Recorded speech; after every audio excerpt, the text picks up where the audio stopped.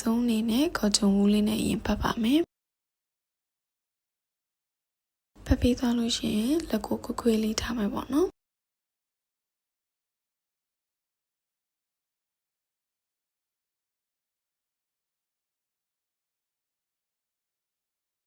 လို့ရှိရင်တော့ POP ပတ်တီးလေးနဲ့လက်ရှည်ကိုတိုင်းမယ်အဲ့လက်ရှည်ကိုတိုင်းတဲ့အခါမှာလက်စစ်လေးတွေကိုလွတ်ပြီးတိုင်းရမယ်ပေါ့နော်အဲ့ဒါမှလက်ချောင်းလေးတွေအခွေးဆန်းလုပ်လို့ရမှာပါ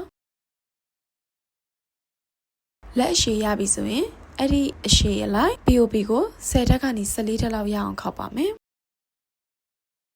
ပြီးလို့ရှိရင်တော့ရေစိမ့်ပါမယ်ရေစိမ့်တဲ့အခါရေပြင်ညီမြန်းတိုင်းအတဲမစိမ့်မဲနဲ့30ဒီဂရီလောက်စောင်းပြီးတော့စိမ့်ပေးရပါမယ်အဲ့ပြီးလို့ရှိရင်တော့ပုံရဲ့ရေတွေကိုတက်ချရေတွေကိုညှစ်ထုတ်ရမှာမဟုတ်ဘူးเนาะတက်ချရုံပဲပြီးလို့ရှိရင်တော့စကားပေါက်လေးပျောက်သွားတဲ့အထိပုတ်ပေးပါခုနောက်ပိုင်းဘက်တီတွေမှာကကြောက်ဘက်တီအမွန်တစ်ခါရဲပါပေးသားပေါ့နော်ရေစိမ့်လိုက်တာနဲ့အဲ့မွန်တွေကတစ်ခါရဲအေးဖြောပေးသားဖြစ်သွားတာပေါ့နော်အခုက posterior slab C မှာဖြစ်တဲ့အတွက်ကြောင့်မို့လို့လက်ရဲ့အနောက်တစ်ချမ်းလေးကိုပဲကြောက်ဘက်တီပတ်လိုက်မယ်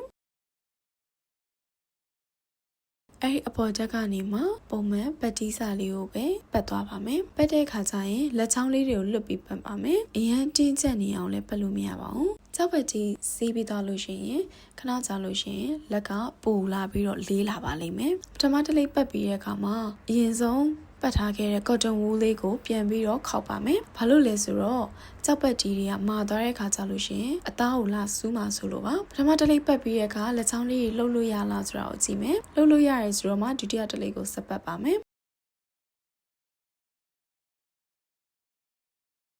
ကုံသွားတဲ့ခါကျလို့ရှိရင်ပတ်တီးစာလေးတွေကိုခောက်ပြီးတော့အပေါ်ကနေစက်ကူတိတ်လေးနဲ့ပတ်ပေးလိုက်ပါမယ်။စက်ကူတိတ်လေးနဲ့မပတ်ခင်လက်ချောင်းလေးတွေလှုပ်နိုင်လားဆိုတာကိုအရင်စမ်းကြည့်ပါမယ်။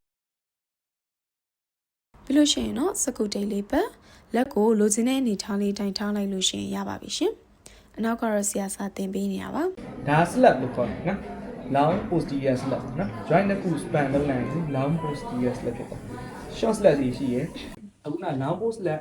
short post slab long slab short slab ဘာကွာလဲဆိုတော့ long slab ဆိုရင် metatarsophalangeal joint proximal ကနေပြီးတော့ elbow အထက်ကိုတက်နေလောက်တက်နော် short slab ဆိုရင် metatarsophalangeal joint ကနေပြီးတော့ဒီ elbow နားကိုရနေလောက်ရလို့ဘယ်လိုများရအောင်လဲဆိုရင်ဒီရှိအောင်မလုပ်အောင်ဘယ်လိုကွေးလို့ခင်ရဒီနားမှာထားရတယ်ကွေးလို့ဆန်လို့ရနော်ခြေထောက်မှာဆိုရင်အဲ့တိုင်းပဲခြေထောက်မှာဆိုရင် tibial tuberosity ရှိရယ် tibial tuberosity အောက်ကနေလက်နှလုံးနော်2 cm ကနေစီးရတယ်အောက်ကနေ metatarsophalangeal joint ကိုစီးရတယ်အဲ့ဒါ short slab long slab ဆိုရင်အဲ့ကနေ metatarsophalangeal joint ကနေပေါင်ကိုရနိုင်တော့အပေါ်ထိတယ်နော်ဘာလို့ဟို tibial tuberosity အောက်မှာဒီလိုခံရလဲဆိုရင် tibial tuberosity ရဲ့ဘေးမှာ fibula ရှိ fibula head net မှာ common protein နဲ့ရှိနော်အေးအားကြောင့်သူများနိုင်ငံတွေမှာဒီ short band မတိုင်ခင်အောက်မှာ stocking ကရှိသေးတယ်တစ်ချက်ခံအဲ့ထက်ခံပြီးတော့ short band နော်အဲ့ဒါပိုကောင်းနေတယ်နော်ပြန်ဖြေရခါဆိုလို့ရှိရင်လည်းသူကအရန်လွယ်ပါတယ်လက်အနောက်တစ်ပိုင်းကိုပဲကြောက်ပတ်တီးစီးထားတာဖြစ်တဲ့အတွက်ဒီစက်ကူတိတ်လေးကနေပြီးတော့ခွာပြီးတော့ပတ်တီးတွေအကုန်လုံးပြန်ဖြေလိုက်တာနဲ့ရပါပြီ